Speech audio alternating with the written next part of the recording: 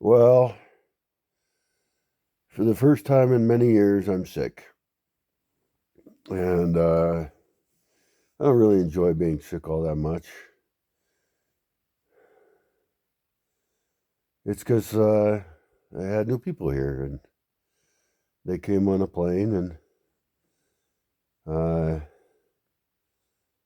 I got too close to them. I promised myself I wouldn't, but they offer me food and we get close enough to exchange germs. And so it's my fault, but it reminds me that there's reasons I want to be as hardcore as I am. There's reasons I want to have a quarantine period for people who come. Even if people don't appear to be sick, they should be in a space that they're separated from each other and anybody else here for a period of how long? I don't know. How long does the sickness generally take? And of course, we can evaluate people for signs of sickness, but a lot of people are really healthy and they can carry a sickness as their body defeats it and they can be infectious.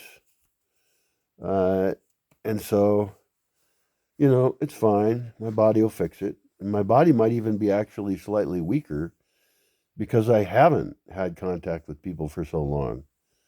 So I'm not, suffering horribly or anything. There's some stereotype that like men are really bad at being sick, like they're big whiners and stuff. And then again, there's like stereotypes about both men and women as being horrible in so many ways. And I like to just trash all that shit. People are sexist, bigoted pigs. That's what it comes down to. And I'd like this space to skip all that. Anyway, I'm not a big whiner for being sick. I do think uh, there's like a surgery I could get that would make it so that I would be less sick. My genetic father told me once about a surgery he got. It was getting his tonsils out. That after that he wasn't sick, and my lungs are fucked up. They were already fucked up, but now they're sick fucked up. And there isn't really anything I can do about it. I'm not gonna rest extra or do anything in particular. I remember like 6 or 7 years ago, I think, no more. It was the last time I got sick, and I went to the doctor and got some antibiotics, and that killed it. So if it continues, maybe I'll do that or do something, but mostly I'm just going to ignore it and sure my body will fix it.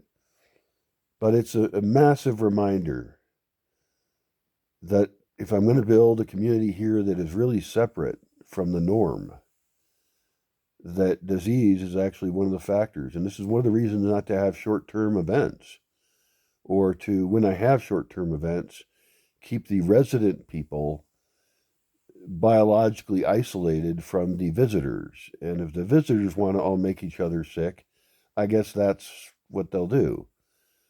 I don't really want to be in support of that. For example, rainbow family gatherings, it's not unusual that people get dysentery because they build crap ass toilets and crap ass kitchens. And the vibe is great. The hippie love is wonderful, I suppose, but they forget that microbiology affects hippies too. So, I mean, you can read up on that and look up cases. And that's really a bummer for your festival if you didn't take care of it, that everybody leaves with the squirts. So, oh well, but things are going fine. It's people, and